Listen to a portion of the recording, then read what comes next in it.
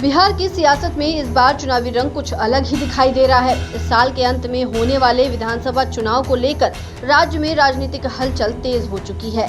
हर party अपने अपने तरीके से जनता को साधने की कोशिशों में जुट गई है। इसी बीच चर्चित चुनावी रणनीतिकार से नेता बने प्रशांत किशोर और उनकी जन स्वराज पार्टी ने एक बड़ा ऐलान कर दिया है। चुनाव आयोग ने जन स्वराज पार्टी को स्कूल बैग का चुनाव चिन्ह आवंटित कर दिया है। ये वही पार्टी है जो राज्य की सभी 243 विधानसभा सीटों पर चुनाव लड़ने का इरादा रखती है। प्रशांत किशोर ने ये भी स्पष्ट कर दिया है कि उनकी पार्टी न तो किसी से गठबंधन करेगी और न ही चुनाव के बाद किसी के साथ मिलकर सरकार बनाने की कोई संभावना है। जन स्वराज पार्टी का ये रुख उसे बाकी दलों से अलग बनाता है। जहां एक और अधिकांश दल गठबंधन की रणनीति में उलझे हैं, वहीं प्रशांत किशोर अपनी पार्टी को एक स्वतंत्र और वैकल्पिक विकल्प के रूप में पेश कर रहे हैं।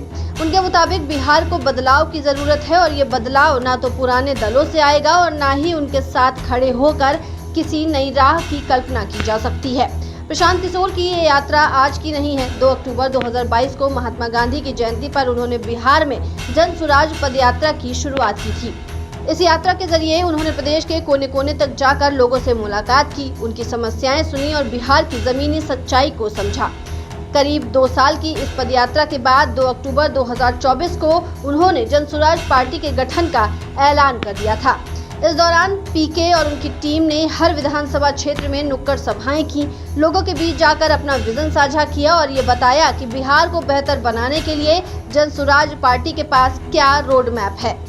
अब जब चुनावी मौसम सिर पकड़ रहा है तो जन स्वराज पार्टी पूरी ताकत के साथ मैदान में उतरने की तैयारी कर चुकी है। प्रशांत किशोर का कहना है कि स्कूल बैग का निशान सिर्फ एक चुनावी प्रतीक नहीं है, बल्कि ये बदलाव और शिक्षा के जरिए समाज निर्माण की दिशा में एक प्रतीकात्मक पहल है।